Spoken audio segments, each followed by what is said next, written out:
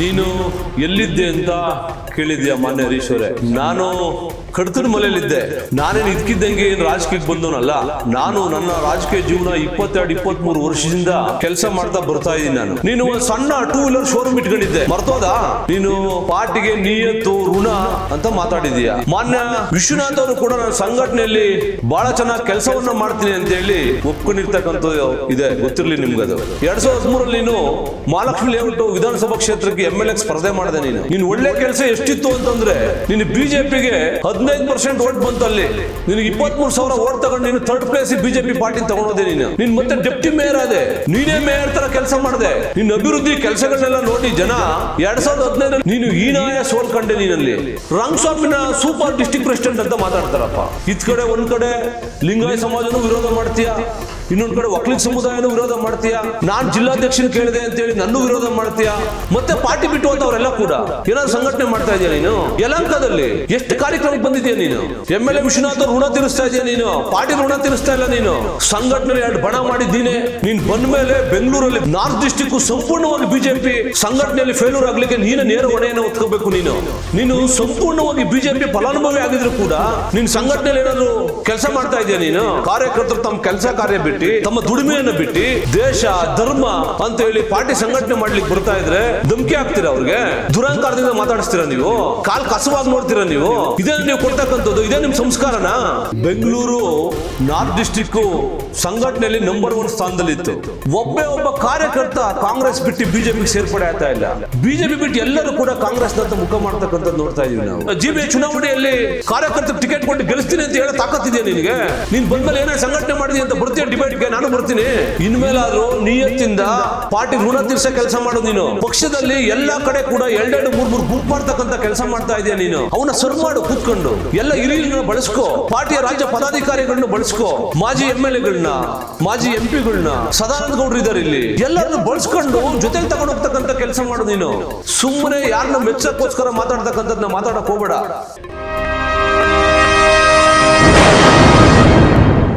ನೀನು ಎಲ್ಲಿದ್ದೆ ಅಂತ ಕೇಳಿದ್ಯಾ ಮಾನ್ಯ ಹರೀಶ್ ಅವರೇ.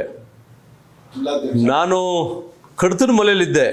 ಮಾನ್ಯ ಜಿಲ್ಲಾಧ್ಯಕ್ಷ ಹರೀಶ್ ಅವರೇ, ನಾನೇನು ಇದ್ಕಿದ್ದಂಗೆ ಏನು ರಾಜಕೀಯಕ್ಕೆ ಬಂದವನಲ್ಲ. ನಾನು ನನ್ನ ರಾಜಕೀಯ ಜೀವನ 22-23 ವರ್ಷದಿಂದ ಕೆಲಸ ಮಾಡ್ತಾ ಬರ್ತಾ ಇದ್ದೀನಿ. ನಾನು ವಕೀಲರಾಗಿದ್ದುಕೊಂಡು JDS ಅಲ್ಲಿ 2003ರಿಂದ ಯುವ ಮೋರ್ಚಾ ಜಿಲ್ಲಾಧ್ಯಕ್ಷನಾಗಿ, ನಂತರದ ಕ್ಷೇತ್ರದಲ್ಲಿ ಕ್ಷೇತ್ರ ಪ್ರಧಾನ ಕಾರ್ಯದರ್ಶಿಯಾಗಿ ಕೆಲಸ ಸಂಘಟನೆ ಮಾಡ್ಕೊಂಡು ಬರ್ತಿದ್ರಿಂದ ನಂತರ ಬಿಜೆಪಿಯವರು ನಿರಂತರ ಸಂಪರ್ಕ ಸಾಧಿಸಿ ನನ್ನ ಬಿಜೆಪಿಯ ಸಿಂಬಲ್ ಅಡಿಯಲ್ಲಿ ನಾನು 2013ರಲ್ಲಿ ತಾಲೂಕು ಪಂಚಾಯತ್ ಚುನಾವಣೆ ನಿಂತೆ. ನಾನು 2013ರಿಂದ 2026ವರೆಗೂ ಕೂಡ 3 ವಿಧಾನಸಭಾ ಚುನಾವಣೆಗೆ ಕೆಲಸ ಮಾಡಿದ್ದೀನಿ, 3 ಲೋಕಸಭಾ ಚುನಾವಣೆಗಳಿಗೆ ಕೆಲಸ ಮಾಡಿದ್ದೀನಿ. ಇದ್ರ ಮಧ್ಯೆ ಅನೇಕ APMC ಚುನಾವಣೆಗಳು, BBMP ಚುನಾವಣೆ, ಇವಕ್ಕೆಲ್ಲ ಕೆಲಸ ಮಾಡಿ ಮಾನ್ಯ ವಿಶ್ವನಾಥ್ ಅವರು ಕೂಡ ನನ್ನ ಸಂಘಟನೆಯಲ್ಲಿ ಭಾಳ ಚೆನ್ನಾಗಿ ಕೆಲಸವನ್ನು ಮಾಡ್ತೀನಿ ಅಂತೇಳಿ ಒಪ್ಕೊಂಡಿರ್ತಕ್ಕಂಥದ್ದು ಇದೆ, ಗೊತ್ತಿರಲಿ ನಿಮ್ಗದು. ನೀನೆಲ್ಲಿದ್ದೆ? ನೀನು ಒಂದು ಸಣ್ಣ 2 ವೀಲರ್ ಶೋರೂಮ್ ಇಟ್ಕೊಂಡಿದ್ದೆ, ಮರ್ತೋದಾ? ನೀನು ಪಾರ್ಟಿಗೆ ನಿಯತ್ತು ಋಣ ಅಂತ ಮಾತಾಡಿದೀಯಾ. ನಾನು ಋಣ ಯಾರಿಗೆ ತೀರಿಸಬೇಕು ಅಂತೇಳಿ ನಾನು ಕೆಲಸ ಮಾಡ್ತಾ ಇದ್ದೀನಿ. ಇವಾಗ MLA ಅವರು ನನ್ನ ಗೆಲುವಿಗೆ ಒಂದು ಪಾರ್ಟ್ ಇರ್ಬೋದು. MLA ಅವರು ನನ್ನ ಗೆಲುವಿಗೆ ಸಹಕಾರ ಕೊಟ್ಟಿದ್ದಾರೆ, ನಾನು ಇಲ್ಲ ಅಂತ ಯಾವತ್ತೂ ಹೇಳಿಲ್ಲ. ಆದ್ರೆ ನನ್ನ ಗೆಲುವಿಗೆ ಶ್ರಮ ವಹಿಸಿದವರು ಕಾರ್ಯಕರ್ತರು, ಹಾಲು ಉತ್ಪಾದಕರು, ಅವ್ರ ಋಣ ನಾನು ತೀರಿಸ್ತಾ ಇದ್ದೀನಿ. ನೀನು ಯಾರನ್ನ ಬಂದು ಕಾನ್ಸ್ಟಿಟ್ಯೂನ್ಸಿಯಲ್ಲಿ ಕೇಳಿದ್ರೆ ಹೇಳ್ತಾರೆ, ತಿಳ್ಕೊ ನೀನೊಂದ್ಸರಿ ಬಂದು ಋಣ ತೀರಿಸ್ತಾ ಇದ್ದೀನಿ ಇಲ್ಲ ಅಂತ ಗೊತ್ತಾಗ್ತದೆ ನಿನಗೆ. ನೀನು 2010ರಲ್ಲಿ BBMP ಚುನಾವಣೆ ನಿಂತ್ಕೊಂಡೆ, ನೀನು ಕಾರ್ಪೊರೇಟರ್ ಆದೆ. ಅಷ್ಟಿದ್ದಾಗಿಯೂ ಕೂಡ 2013ರಲ್ಲಿ ನೀನು ಮಹಾಲಕ್ಷ್ಮಿ ಲೇಔಟ್ ವಿಧಾನಸಭಾ ಕ್ಷೇತ್ರಕ್ಕೆ MLA ಸ್ಪರ್ಧೆ ಮಾಡಿದೆ. ನೀನು ಒಳ್ಳೆ ಕೆಲಸ ಎಷ್ಟಿತ್ತು ಅಂತಂದರೆ, ನೀನು ಬಿಜೆಪಿಗೆ 15% ಓಟ್ ಬಂತು. ಅಲ್ಲಿ ನಿನಗೆ 23,000 ಓಟ್ ತಗೊಂಡು ನೀನು 3rd ಪ್ಲೇಸ್ ಬಿಜೆಪಿ ಪಾರ್ಟಿ ತಗೊಂಡೋದೆ. ನೀನು ಮತ್ತೆ ಡೆಪ್ಟಿ ಮೇಯರ್ ಆದೆ. ಪಾಪ ಶಾರದಮ್ಮನವರು ಮೇಯರ್ ಇದ್ದರು, ನೀನೇ ಮೇಯರ್ ಥರ ಕೆಲಸ ಮಾಡಿದೆ. ನಿನ್ನ ಅಭಿವೃದ್ಧಿ ಕೆಲಸಗಳನ್ನೆಲ್ಲ ನೋಡಿ ಜನ 2015ರಲ್ಲಿ ಮತ್ತೆ ನೀನು BBMP ಎಲೆಕ್ಷನ್ ನಿಂತ್ಕೊಂಡೆ. ನಿನ್ನ ವಾರ್ಡಲ್ಲಿ ಯಾರೇ BJP ಸಿಂಬಲ್ ಇಟ್ಕೊಂಡು ನಿಂತಿದ್ರು ಕೂಡ BJPಯಲ್ಲಿ ಗೆಲುವು ಸಾಧಿಸ್ತಾ ಇತ್ತು. ನೀನು ಹೀನಾಯ ಸೋಲ್ಕಂಡೆ. ನೀನು ಎಷ್ಟು ಒಳ್ಳೆ ಕೆಲಸ ಮಾಡಿದ್ರು ಅಂತೇಳಿ ಜನ ತಿರಸ್ಕಾರ ಮಾಡಿದ್ರು ಅಂತೇಳಿ ಬಿಡಿಸಿ ಹೇಳಬೇಕಾ? ನಾನು ಇದುವರೆಗೂ ಕೂಡ BJPಯಲ್ಲಿ ಫಲಾನುಭವಿ ಅಲ್ಲ. BJPಯಲ್ಲಿ ನಾನು ಇಷ್ಟೆಲ್ಲ ಮಾಡಿದರೂ ಕೂಡ ನಾನು ಫಲಾನುಭವಿ ಅಲ್ಲ. ನೀನೇನು ಹೇಳ್ತಾ ಇದೀಯಾ? ಅಷ್ಟೆಲ್ಲ ಆದಮೇಲೆ 2019ರಲ್ಲಿ ಮತ್ತೆ ನೀನು ಜಿಲ್ಲಾ ವಕ್ತಾರನಾಗ್ತೀಯ. ಇಷ್ಟೆಲ್ಲ ಕೆಲಸ ಮಾಡಿದ್ರು ನೀನು ಜಿಲ್ಲಾಧ್ಯಕ್ಷ ಆಗಿದ್ದು 2024ರಲ್ಲಿ. 2024 ಆಗಕ್ಕೆ ಮೊದಲು ನೀನು BBMP ಕಾರ್ಪೊರೇಟರ್ ಆಗಿದ್ದೆ, MLA ನೀನು ಸ್ಪರ್ಧೆ ಮಾಡಿದ್ದೆ, ಡೆಪ್ಟಿ ಮೇಯರ್ ಆಗಿದ್ದೆ, ಮತ್ತೆ 2015ರಲ್ಲಿ ಚುನಾವಣೆಗೆ ಸ್ಪರ್ಧೆ ಮಾಡಿದ್ದೆ, ಮತ್ತೆ 2019ರಲ್ಲಿ ನೀನು ಜಿಲ್ಲಾ ವಕ್ತಾರನಾಗಿದ್ದೆ. ಇಷ್ಟೆಲ್ಲ ಪಾರ್ಟಿ ಕೊಟ್ಟರು ಕೂಡ ನೀನೇನು ಮಾತಾಡ್ತಾ ಇದೀಯಾ? ಸಂತೋಷ್ ಜಿ ಅವ್ರನ್ನ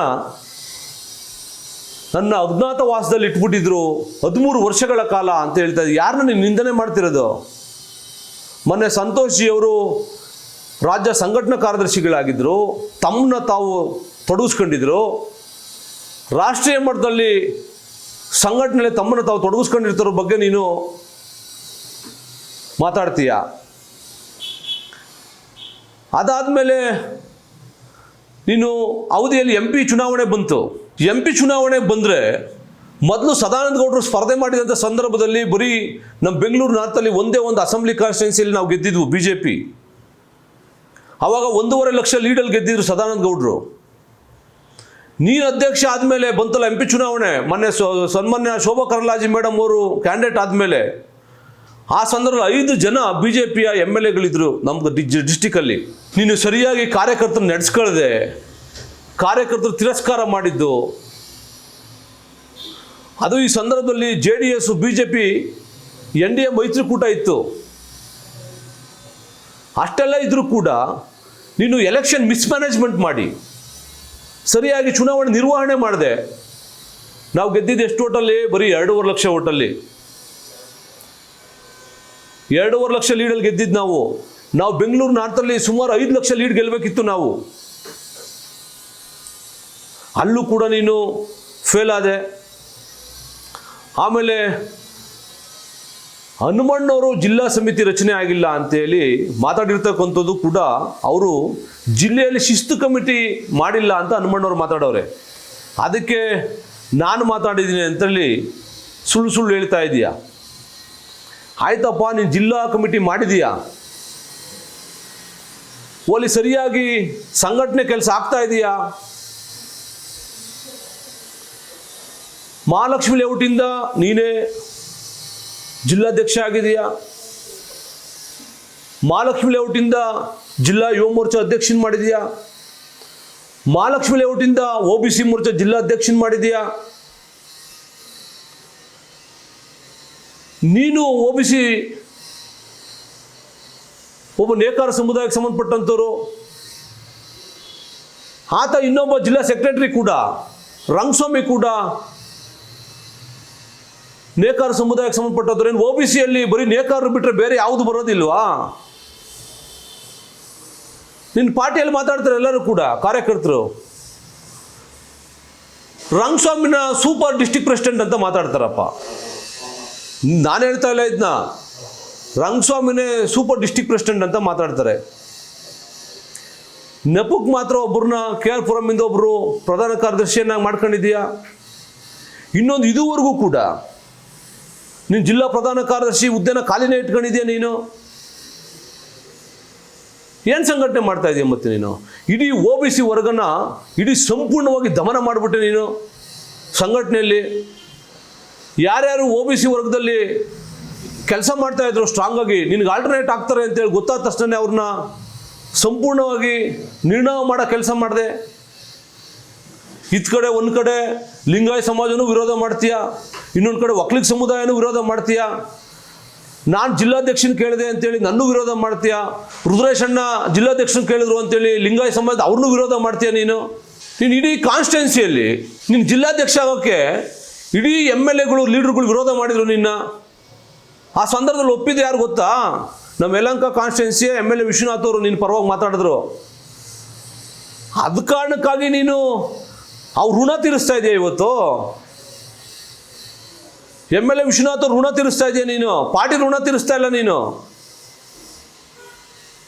ನಿನ್ನ ಪಾರ್ಟಿ ಸಂಘಟನೆ ಮಾಡೋ ಕೆಲಸ ಮಾಡೋದಾಗಿದ್ರೆ ನಿನಗೂ ಶೋಭಾ ಕರಂದ್ಲಾಜೆ ಮೇಡಮ್ ಪಾಪ ಸಂಘಟನೆ ಮಾಡೋಕ್ಕಿದ್ರು ಕೂಡ ರಾಜ್ಯಾಧ್ಯಕ್ಷರ ನಡುವೆ ಅವ್ರ ನಡುವೆ ತಂದಿಡೋ ಕೆಲಸ ಮಾಡ್ತಾ ಇದೆಯಾ? ಸದಾನಂದ ಗೌಡರು ಪಾರ್ಟಿ ಸಂಘಟನೆ ಮಾಡೋಕೆ ರೆಡಿ ಇದ್ರು ಕೂಡ ಅವ್ರನ್ನ ಯಾವುದೇ ಕಾರ್ಯಕ್ರಮದಲ್ಲಿ ತೊಡಗಿಸ್ಕೊಳ್ಳೋದಿಲ್ಲ. ಇಡೀ ಯಶವಂತಪುರದಲ್ಲಿ ನೀನು ಅವ್ರ ಜೊತೆ ವ್ಯವಹಾರ ಮಾಡಿದ್ದೆ ಮೊದಲು ಮರ್ತೋಗ್ಬಿಟ್ಟಿದ್ಯಾ ನೀನು? ಸೋಮಶೇಖರ್ ಅವ್ರನ್ನ ಸಂಘಟನೆಯಿಂದ ದೂರ ಇಡೋ ಕೆಲಸ ಮಾಡ್ತಾ ಇದೆಯಾ?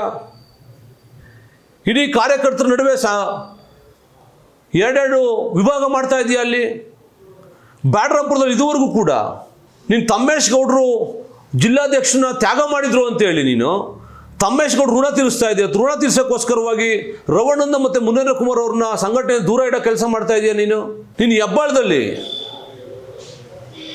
2-3 ಬಣ ಮಾಡ್ತಾ ಇದೆಯಾ? ಏನು ಒಟ್ಟಿಗೆ ಸೇರಿಸೋ ಕೆಲಸ ಮಾಡ್ತಾ ಇದೆಯಾ ನೀನು? ಪುಲಕೇಶಿ ನಗರದಲ್ಲಿ ಮತ್ತೆ ಪಾರ್ಟಿ ಬಿಟ್ಟು ಹೋದವರೆಲ್ಲ ಕೂಡ ಏನಾದರೂ ಸಂಘಟನೆ ಮಾಡ್ತಾ ಇದೆಯಾ ನೀನು? ಯಲಹಂಕದಲ್ಲಿ ಎಷ್ಟು ಕಾರ್ಯಕ್ರಮಕ್ಕೆ ಬಂದಿದೆಯಾ ನೀನು?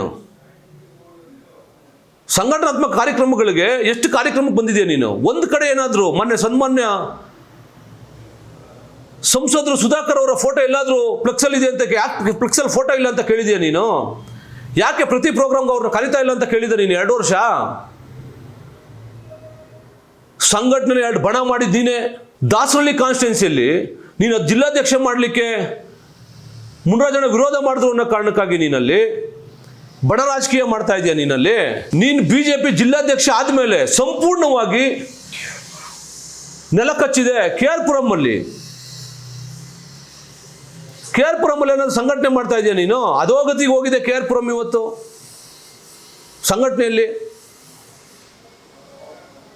ನೀನು ಬಂದ ಮೇಲೆ ಬೆಂಗಳೂರು ನಾರ್ತ್ ಡಿಸ್ಟಿಕ್ಕು ಸಂಪೂರ್ಣವಾಗಿ BJP ಸಂಘಟನೆಯಲ್ಲಿ ಫೇಲ್ಯೂರ್ ಆಗಲಿಕ್ಕೆ ನೀನೇ ನೇರ ಹೊಣೆಯನ್ನು ಹೊತ್ಕೋಬೇಕು. ನೀನು ಮೋದಿ ರ್ಯಾಲಿಗಳನ್ನ ನೀನೇ ವಹಿಸ್ಕೊತಾ ಇದ್ದೆ, ಮೋದಿಯ ಕಾರ್ಯಕ್ರಮಗಳನ್ನ ನೀನೇ ವಹಿಸ್ಕೊತಾ ಇದ್ದೆ. ಅದರಲ್ಲೂ ಕೂಡ ಏನೇನು ಮಾಡಿದೀಯ ಅಂತೇಳಿ ಹೇಳ್ಬೇಕಾ? ನೀನು ಸಂಪೂರ್ಣವಾಗಿ BJP ಫಲಾನುಭವಿ ಆಗಿದ್ರು ಕೂಡ ನೀನು ಸಂಘಟನೆಯಲ್ಲಿ ಏನಾದರೂ ಕೆಲಸ ಮಾಡ್ತಾ ಇದೆಯಾ ನೀನು? ಹನುಮಣ್ಣ ಹೇಳ್ಬೇಕಾದ್ರೆ ಸೆಕ್ಷನ್ 25 ಹೇಳಿದ್ರು ಅಂತ ಹೇಳಿದೆ ನೀನು ಮಂಡಲಾಧ್ಯಕ್ಷನಿಗೆ ಸುಪ್ರೀಂ ಪವರ್ ಇದೆ. ಸಂಘಟನೆಗೆ ಮಂಡಲಾಧ್ಯಕ್ಷ ಎಲ್ಲಾದರೂ BJP ಬೈಲಾ ಪ್ರಕಾರ ಸೆಕ್ಷನ್ 25 ಅಲ್ಲಿ ನಿಕಟಪೂರ್ವ ಅಧ್ಯಕ್ಷನ ವಜಾ ಮಾಡ್ಬೋದು ಅಂತ ಇದೆಯಾ? ನಾನು ತೋರಿಸಿದ್ನಪ್ಪ, ನಾನು ಕಾಪಿ ಶೋ ಮಾಡಿದ್ದೆ. ನೀನು ಸರಿ ತೋರಿಸ್ಬೇಕಲ್ಲ, ಪ್ರೆಸ್ ರಿಲೀಸ್ ಮಾಡೋದನ್ನ. BJP ಬೈಲಾನ ಸೆಕ್ಷನ್ 25ನ ರಿಲೀಸ್ ಮಾಡು, ಸತ್ಯ ಗೊತ್ತಾಗಲಿ ಜನರಿಗೆ, ಕಾರ್ಯಕರ್ತರಿಗೆ ಗೊತ್ತಾಗಲಿ. ಕಾರ್ಯಕರ್ತರನ್ನ ಯಾವ ಲೆವೆಲಿಗೆ ನೀವು ನಿಷ್ಠುರವಾಗಿ ಮಾತಾಡ್ತಾ ಇದ್ದೀರಾ ಅಂತಂದರೆ, ಕಾರ್ಯಕರ್ತರು ತಮ್ಮ ಕೆಲಸ ಕಾರ್ಯ ಬಿಟ್ಟು ತಮ್ಮ ದುಡಿಮೆಯನ್ನು ಬಿಟ್ಟು ದೇಶ ಧರ್ಮ ಅಂತೇಳಿ ಪಾರ್ಟಿ ಸಂಘಟನೆ ಮಾಡ್ಲಿಕ್ಕೆ ಬರ್ತಾ ಇದ್ರೆ ನೀವು ಯಾವ ರೀತಿ ನಡೆಸ್ಕೊತಾ ಇದ್ದೀರಿ? ನೀವು ಧಮಕಿ ಹಾಕ್ತೀರಾ ಅವ್ರಿಗೆ? ದುರಹಂಕಾರದಿಂದ ಮಾತಾಡಿಸ್ತೀರಾ ನೀವು? ಕಾಲು ಕಸವಾಗಿ ನೋಡ್ತೀರಾ ನೀವು? ಇದೇ ನೀವು ಕೊಡ್ತಕ್ಕಂಥದ್ದು? ಇದೇ ನಿಮ್ಮ ಸಂಸ್ಕಾರನಾ? ಇದೇ ನೀವು ಪಾರ್ಟಿ ಋಣ ತೀರಿಸ್ತಕ್ಕಂಥದ್ದ? ಇದೇ ನೀವು BJP ಪಾರ್ಟಿ ನಿಯತ್ ಇಟ್ಕೊಂಡಿರ್ತಕ್ಕಂಥದ್ದ? ಕಾಂಗ್ರೆಸ್ ಸರ್ಕಾರ ಬಂದ ನಂತರ ನೀನು ಜಿಲ್ಲಾಧ್ಯಕ್ಷ ಆದ ನಂತರ ಒಂದು ಹೋರಾಟ ರೂಪಿಸಿದ್ಯಾ ನೀನು ಯಾವುದಾದ್ರೂ? ಎಷ್ಟು ಫೇಲ್ಯೂರ್ ಇತ್ತು? ಒಂದೇ ಒಂದು ಹೋರಾಟ ರೂಪಿಸೋಕ್ಕಾಗಲಿಲ್ಲ. ಕಾರ್ಯಕರ್ತರು ಇವತ್ತೆಲ್ಲ ಬೇಸತ್ತು ಹೋಗೋರೆ. ನೀನು ಬರೀ ಶೋ ತೋರಿಸ್ಕೊಂಡು ಗೋಪಾಲಣ್ಣ ನೀನು ಜಿಲ್ಲಾಧ್ಯಕ್ಷ ಆಗಿ ವಿರೋಧ ಮಾಡಿದ್ರು ಅಂತ ಹೇಳ್ಬಿಟ್ಟು ಗೋಪಾಲಣ್ಣನ ವಿರುದ್ಧ ಮಸಲತ್ತು ಮಾಡ್ಕೊಂಡು ನೀನು ಓಡಾಡ್ಕೊಂಡಿದ್ದೀಯಾ ನೀನು? ಇನ್ಮೇಲಾದರೂ ನಿಯತ್ತಿಂದ ಪಾರ್ಟಿ ಋಣ ತೀರ್ಸೋ ಕೆಲಸ ಮಾಡೋದು ನೀನು. BJP ಪಾರ್ಟಿಯಲ್ಲಿ ಜಿಲ್ಲಾಧ್ಯಕ್ಷ ಅಂತಕ್ಕಂಥದ್ದು ಇಡೀ ಜಿಲ್ಲೆಗೆ ನೀನು ಸುಪ್ರೀಂ ಸಂಘಟನೆಯಲ್ಲಿ ನೀನು ಪಾರ್ಟಿ ಇವಾಗ ಸ್ವಲ್ಪನಾದ್ರೂ ಋಣ ತೀರಿಸು. ನೀನು ಪಾರ್ಟಿಯ ಫಲಾನುಭವಿ, ನೀನು ಪಾರ್ಟಿಯಿಂದ ಡೆಪ್ಟಿ ಮೇಯರ್ ಆಗಿದೆ, ನೀನು ಪಾರ್ಟಿಯಿಂದ ಕೌನ್ಸಿಲರ್ ಆಗಿದೆ, ನೀನು ಪಾರ್ಟಿಯಿಂದ MLA ಕ್ಯಾಂಡಿಡೇಟ್ ಆಗಿದೆ. ನೀನು ಇಷ್ಟೆಲ್ಲ ಪಾರ್ಟಿಯ ಫಲಾನುಭವಿ ಆಗಿದ್ದು ನೀನು ಪಾರ್ಟಿಗೆ ದ್ರೋಹ ಮಾಡುವಂಥ ಕೆಲಸ ಮಾಡ್ತಾ ಇದೆಯಾ ನೀನು? ಸ್ವಲ್ಪ ನಿನ್ನ ನಡವಳಿಕೆನ ತಿದ್ದುಗೋ ಇನ್ಮೇಲಾದರೂ ಕೂಡ. ಕಾರ್ಯಕರ್ತರ ಬಗ್ಗೆ ಮಾತಾಡ್ಬೇಕಾದ್ರೆ ಗೌರವ ಇಟ್ಕೊಂಡು ಮಾತಾಡು. ಸನ್ಮಾನ್ಯ ನರೇಂದ್ರ ಮೋದಿಜಿ ಅವರು ಹೇಳ್ತಾರೆ, ರಾಷ್ಟ್ರೀಯ ಅಧ್ಯಕ್ಷನ ಮೈ ಬಾಸ್ ಅಂತ ಕರೀತಾರೆ, ಕಾರ್ಯಕರ್ತರು ನನಗೆ ದೇವರು ಅಂತ ಹೇಳ್ತಾರೆ. ನೀನು ಕಾರ್ಯಕರ್ತರು ಏನಂತ ಕರೀತಾ ಇದೆಯಾ? ನೀನು ಹೆಂಗ್ ಮಾತಾಡಿಸ್ತಾ ಇದೆಯಾ? ನೀನು ಸ್ವಲ್ಪ ನಿನ್ನ ನಡವಳಿಕೆಯಲ್ಲಿ ತಿದ್ದುಕೋ, ಸ್ವಲ್ಪ ನಿನ್ನ ನಡವಳಿಕೆಯನ್ನು ಬದಲಾವಣೆ ಮಾಡ್ಕೋ. ಬೆಂಗಳೂರು ನಾರ್ತ್ ಡಿಸ್ಟಿಕ್ಕು ಸಂಘಟನೆಯಲ್ಲಿ ನಂಬರ್ 1 ಸ್ಥಾನದಲ್ಲಿತ್ತು. ಇವತ್ತು ಪುಲಕೇಶಿ ನಗರದಲ್ಲಿ ಅಖಂಡ ಶ್ರೀನಿವಾಸ ಮೂರ್ತಿಯವರು ಪಾರ್ಟಿ ಬಿಟ್ಟು ಹೋಗ್ತಾವ್ರೆ. ಒಬ್ಬ ಕಾರ್ಯಕರ್ತ ಕಾಂಗ್ರೆಸ್ ಬಿಟ್ಟು ಬಿಜೆಪಿಗೆ ಸೇರ್ಪಡೆ ಆಗ್ತಾ ಇಲ್ಲ. ಬಿಜೆಪಿ ಬಿಟ್ಟು ಎಲ್ಲರೂ ಕೂಡ ಕಾಂಗ್ರೆಸ್ನತ್ತ ಮುಖ ಮಾಡ್ತಕ್ಕಂಥದ್ದು ನೋಡ್ತಾ ಇದೀವಿ ನಾವು. ನೀನು ಯಾವುದು ಕೂಡ ಇವತ್ತು GB ಎಲೆಕ್ಷನ್ ಬರ್ತಾ ಇದೆ, ನೀನು ಎಲ್ಲಾದರೂ ಎದೆ ತಟ್ಕೊಂಡು ಹೇಳ್ತೀಯ, ನೀನು ಕಾನ್ಸ್ಟಿಟ್ಯೂನ್ಸಿಗಳಿಗೆ ಓದ್ತಾ ಇದೆಯಲ್ಲ, ನಾನು MLA ಪರ ಅಲ್ಲ ಪಾರ್ಟಿಯ ಪರ ಅಂತೇಳಿ ಹೇಳ್ತೀಯ. ನೀನು ಎಲ್ಲಾದರೂ ಒಂದು ಕಡೆ ಹೇಳೋ ತಾಕತ್ತಿದೆಯಾ ನಿನಗೆ? ಪಾರ್ಟಿಯ ಕಾರ್ಯಕರ್ತರು ಟಿಕೆಟ್ ಕೊಡಿಸ್ತೀವಿ, ನಾವು ಗೆಲ್ಸ್ಕೊಂಬರ್ತೀವಿ ಅಂತೇಳಿ ಹೇಳೋಕ್ಕಾಗುತ್ತಾ ನಿನ್ನಿಂದ? ನೀನೇನೋ MLA ಆಗಬೇಕು, ನೀನೇನೋ MLC ಆಗಬೇಕು ಅನ್ನೋ ಕಾರಣಕ್ಕಾಗಿ ಕೆಲವೇ ವ್ಯಕ್ತಿಗಳನ್ನು ಓಲೈಸೋಕ್ಕೋಸ್ಕರವಾಗಿ, ಅವರಿಗೆ ತೋರಿಕೆಗೋಸ್ಕರವಾಗಿ ಸಂಘಟನೆ ಕೆಲಸ ಅಂತ ಮಾಡ್ತಾ ಇದೀಯಾ. ಇದು ಬಿಟ್ಬಿಡು ದಯವಿಟ್ಟು. ಇದು ತ್ಯಾಗ ಬಲಿದಾನದಿಂದ ಭಾರತೀಯ ಜನತಾ ಪಾರ್ಟಿ ಕಟ್ಟಿರ್ತಕ್ಕಂಥದ್ದು. ಲಕ್ಷಾಂತರ ಕೋಟ್ಯಾಂತರ ಕಾರ್ಯಕರ್ತರ ಮನೆ ಮಠ ಬಿಟ್ಟು ಕೆಲಸವನ್ನು ಮಾಡ್ತಾವ್ರೆ. ನಿನ್ನ ಸ್ವಾರ್ಥಕ್ಕೋಸ್ಕರವಾಗಿ ಸಂಘಟನೆನ ಬಲಿ ಕೊಡ್ತಕ್ಕಂಥ ಕೆಲಸ ಮಾಡಬೇಡ ದಯವಿಟ್ಟು.